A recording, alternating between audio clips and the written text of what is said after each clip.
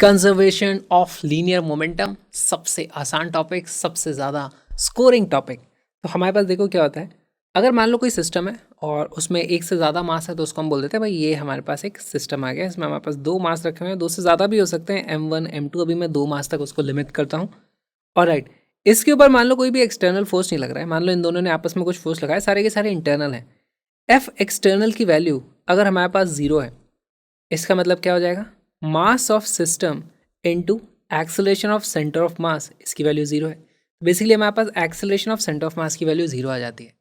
इसका मतलब क्या होगा, सेंटर ऑफ मास का कोई एक्सेलरेशन नहीं होगा। इसका मतलब velocity of center of mass will remain constant, है ना। यहाँ पे m सिस्टम था और अभी हमने देखा था इसकी जो वैल्यू आ जाती थी हमारे पास m1 v1 plus m2 v2। इसका जो भी सम है वो कांस्टेंट रहता है। ये सारे के सारे सम क्या है, P1 plus P2 plus P3, जितने भी हैं हमारे पास इंडिविजुअल मोमेंटम, सारे के सारों को आप जोड़ दो तो वो वैल्यू कांस्टेंट रहती है।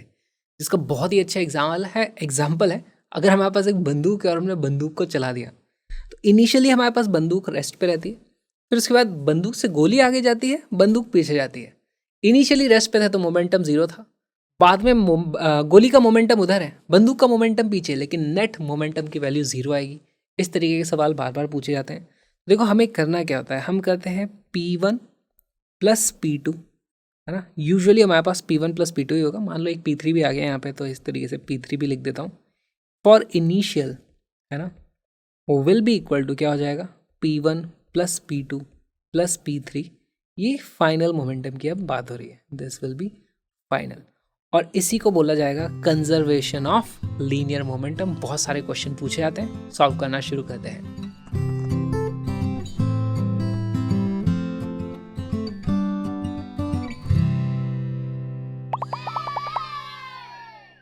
रिकॉइल वेलोसिटी, हमारे पास एक बंदूक है जिसको चला दिया गया है। तो देखो यहाँ पर बंदूक को हम मान के चलते हैं, ये बंदूक और गोली पहले एक साथ थे और रेस्ट पे थे, ठीक है। तो इनिशियली मैं लिख सकता हूँ इसका इनिशियल मोमेंटम कुछ था, वो 0 था। फाइनली हमें बोला जाएगा कि भाई बंदूक से जो वेलोसिटी जा रही है गोली की इस तरफ जा रही है वो u से, और हमारे पास इस तरफ बंदूक थोड़ा सा पीछे आती है, धीरे धीरे उसकी स्पीड कम होती है, इसको बोला जाता है रिकॉइल वेलोसिटी, है ना। हमारे पास बंदूक से गोली गई, बंदूक पीछे आती है, रिकॉइल वेलोसिटी होती है। वैल्यू हमें इसकी पता करनी है, तो किस तरीके से पता करोगे।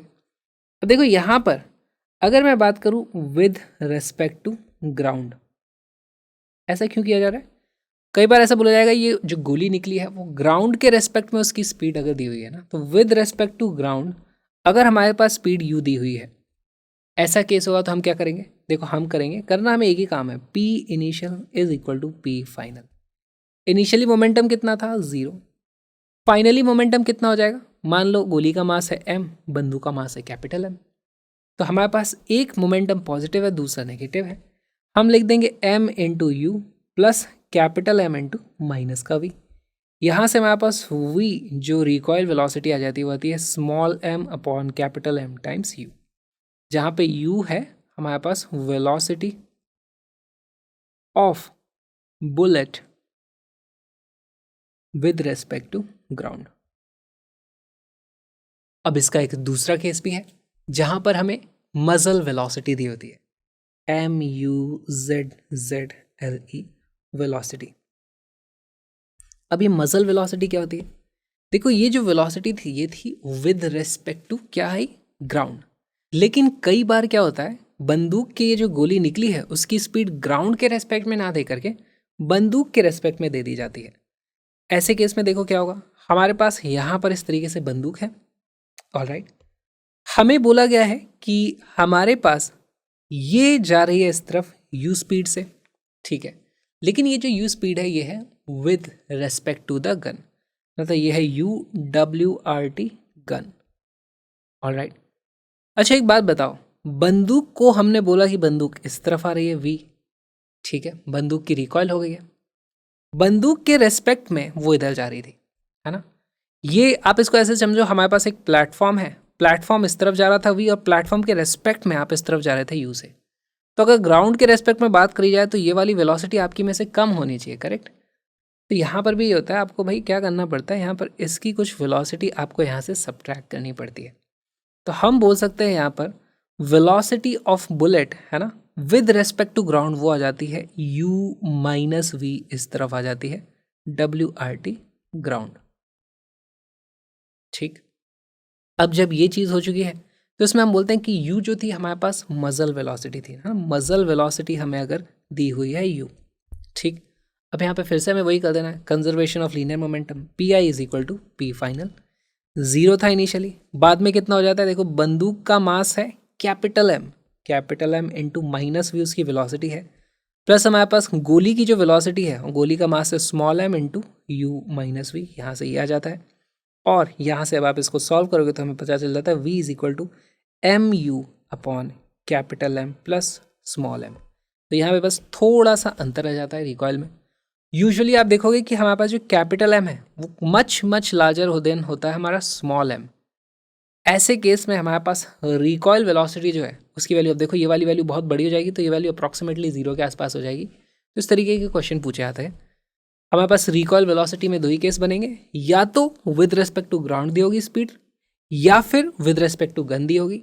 विद रेस्पेक्ट टू गन दी होगी तो आप विद रेस्पेक्ट टू ग्राउंड पता कर लेना भाई बंदूक की ये जो गोली निकली थी उसकी कितनी हो जाएगी, थोड़ी सी ऑब्वियसली कम हो जाएगी। और फिर हमें वही करना है, initial momentum is equal to final momentum. इसी तरीके के सवाल पूछे जाते हैं।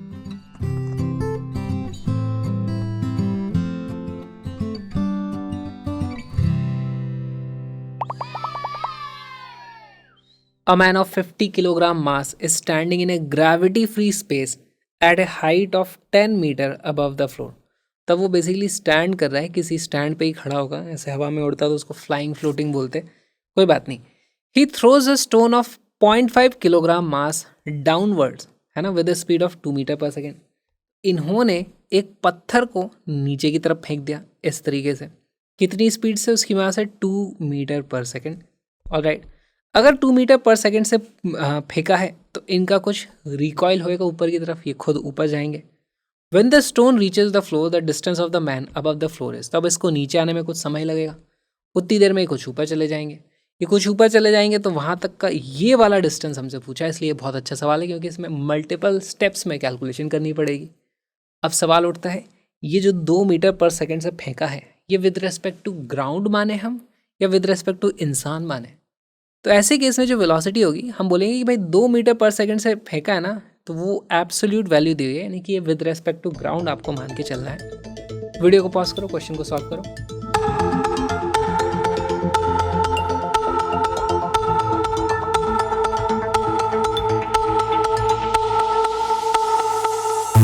इसका करेक्ट आंसर है 10.1 मीटर। सॉल्व करते हैं, देखो कैसे आएगा।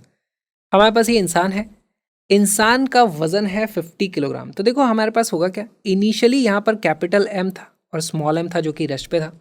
बाद में हमारे पास स्मॉल एम की नीचे की तरफ वेलोसिटी कितनी दी हुई है, 2 मीटर पर सेकंड। तो इसकी ऊपर की तरफ कुछ वेलोसिटी हो जाएगी वी। ये था हमारा कैपिटल एम, ये है हमारे पास स्मॉल एम। हमें क्या कर देना है, P initial is equal to P final.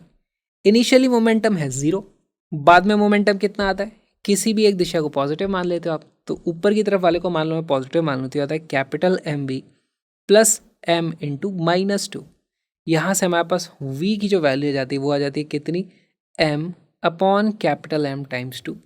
Value रखते हैं, स्मॉल m की वैल्यू है 0.5, नीचे आ जाएगा हमारे पास 50 मल्टीप्लाइड बाई 2 कर दोगे यहाँ से तो ये कितना आ जाता है, ये कट जाता है इस तरीके से, 10 आ जाएगा हमारे पास। यहाँ पर 10 क्यों आएगा, 100 आ जाएगा, करेक्ट। तो ये वाली वैल्यू हो जाती है 1/50 मीटर पर सेकेंड।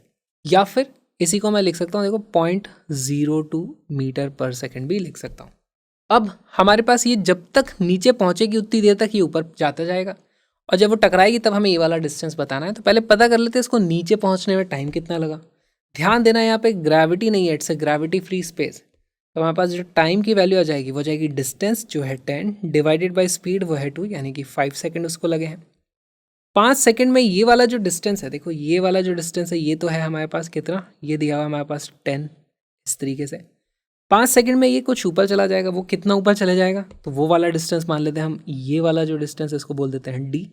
डी की वैल्यू हो जाती है, देखो D is equal to velocity है 0.02 मल्टीप्लाइड बाय टाइम की वैल्यू है 5 सेकंड, ये वैल्यू हो जाती है 0.1 मीटर। हमसे पूछा है टोटल जो डिस्टेंस है उसकी वैल्यू हो जाएगी, हाँ हमारे पास आंसर आ जाता है 10 + d यानी कि 10.1 metre. B become sir, B नहीं सी, क्या हो रहा है ये जो भी है, ये वाला option is the correct answer. ये छोटा सा वीडियो एक छोटा सा पार्ट है एक बहुत ही प्यारे से फुल सिलेबस क्रैश कोर्स का, जिसमें सारे कॉन्सेप्ट्स इसी तरीके से कलरफुल तरीके से पढ़ा है और सारे नीट के पीवीएस के क्वेश्चंस को भी हमने सॉल्व कर लिया है। Link is in the description. Colourful PDFs को अभी के अभी डाउनलोड करो और हम मिलेंगे पूरे के पूरे कोर्स में।